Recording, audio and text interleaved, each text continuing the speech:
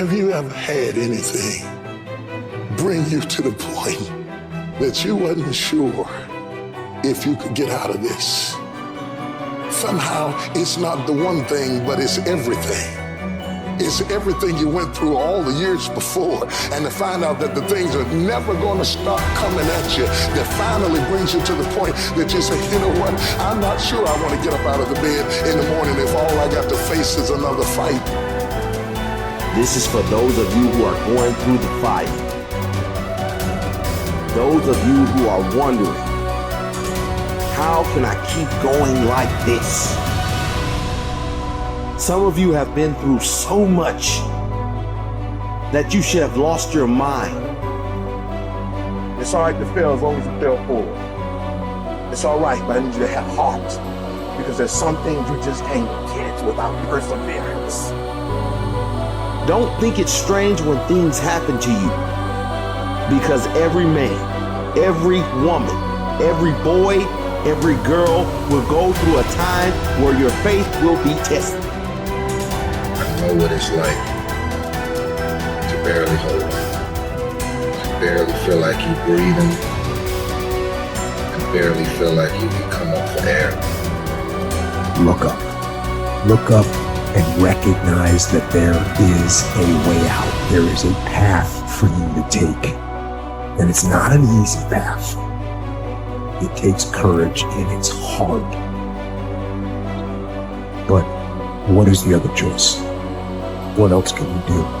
Let the darkness completely consume us, be overtaken by temptation and vice? No. Do not accept that.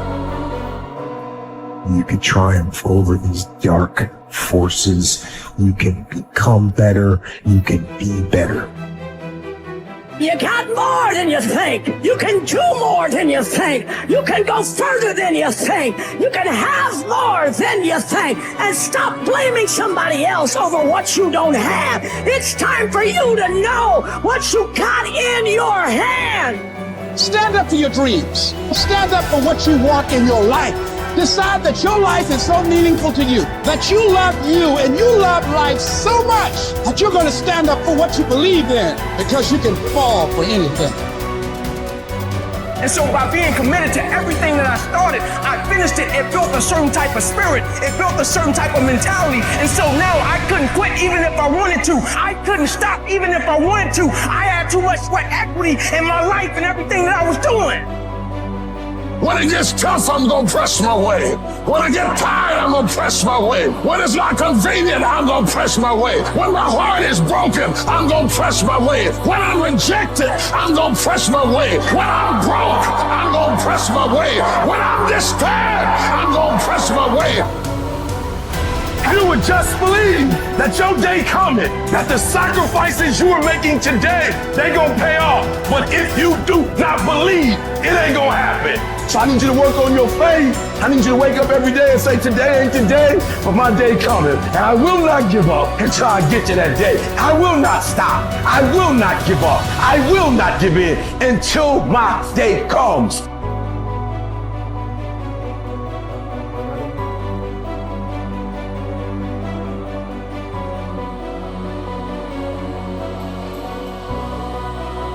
This is another concept which has made its rounds in the world, that something else should motivate you to do what you're doing. If what you are doing is significant enough, you don't need any other thing to motivate you. If what you are doing is truly significant to life, why do you need another motivation to make that happen? If you really understand and experience that what you are doing is truly important for every life around you, you don't need a motivation. Life just goes on. See, does your heartbeat need a motivation to keep it going? I'm asking you.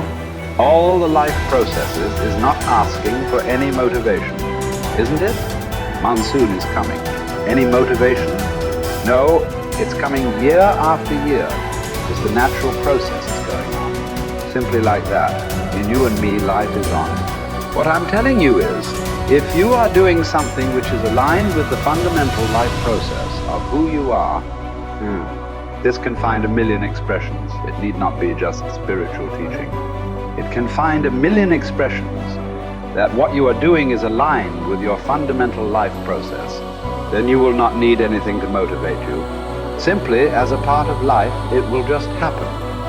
How much you do simply depends on how much time you invested on upgrading yourself. The problem with the world right now is people are always trying to upgrade their activity.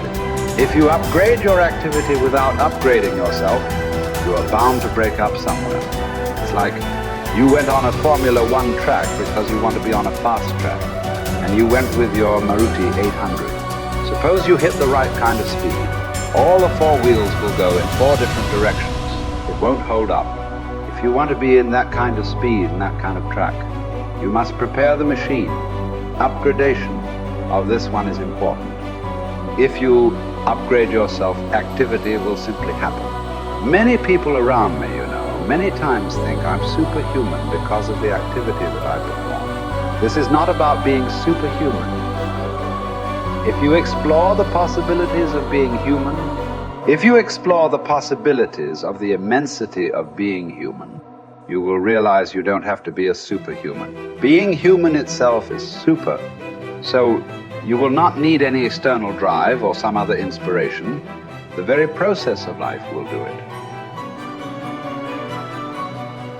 It turns out 95% of who we are by our midlife is a set of memorized behaviors, unconscious habits, hardwired thoughts and attitudes, conditioned emotions that are so familiar to us that it doesn't even feel like fear, or it doesn't feel like sadness. It's just who we are. It usually takes crisis or trauma or disease or diagnosis or your lowest point in your life where you're knocked to your knees. And for that moment, you actually have a view of yourself outside of yourself. You can see yourself from a different state. The facade, the whole illusion is over. And that's when a person really begins to think about what they've been thinking about. They begin to notice how they speak or how they act. And I think they begin to pay attention to those feelings on a more regular and conscious basis. And the word meditation, I looked this up because when I started my journey, I'm very scientifically minded. The word meditation, the symbol means to become familiar with. So then the first step to change, if you wanted to create a new life, you have to change. To change your personal reality, you have to change your personality. And the first step is consciousness or becoming aware. So the moment you become conscious of your unconscious thoughts, the moment you become aware of your automatic reflexive habits and your emotional reactions, the moment you can become so conscious of those unconscious states of mind and body that you don't go unconscious again, so familiar with those states. And how many times do we have to forget or go unconscious till we no longer forget or go unconscious and we stay conscious? That's lighting a match in a dark place. And most people, when they do meditation, they actually think, when those voices come up and when the chatter starts and those emotions start, they actually think that they're doing their meditation wrong. And I want them to know that they're actually doing it right, because you're coming up against those thoughts that slip by your awareness unnoticed or unchecked by many people. You all of a sudden catch how you speak. And people say, if I really want to be happy, let's think about this. I don't want to complain. I don't want to blame. I don't want to make excuses. I don't want to feel sorry for myself. I'm going to stop that. Now that's breaking a habit of being yourself. That takes a lot of energy and a lot of awareness. And our environment then, the circumstances, our environment are always available for us to think and feel equal to everything in our life, So the environment for many people, as we said earlier, controls the way they think and feel. So when they respond to their coworker, when they respond to the news, when they respond to the traffic in their life, that response causes them to return back to those unconscious programs.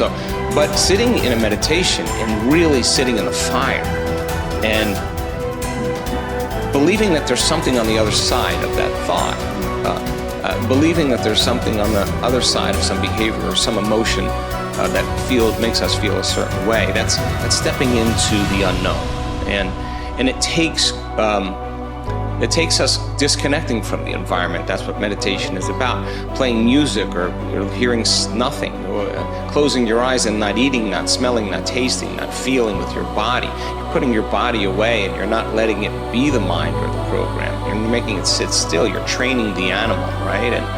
And a person starts feeling emotional and they catch themselves starting to feel those emotions. Instead of letting that emotion drive certain thoughts or actions, that person settles the body down in the meditation and brings it back into the present moment, and that's a victory.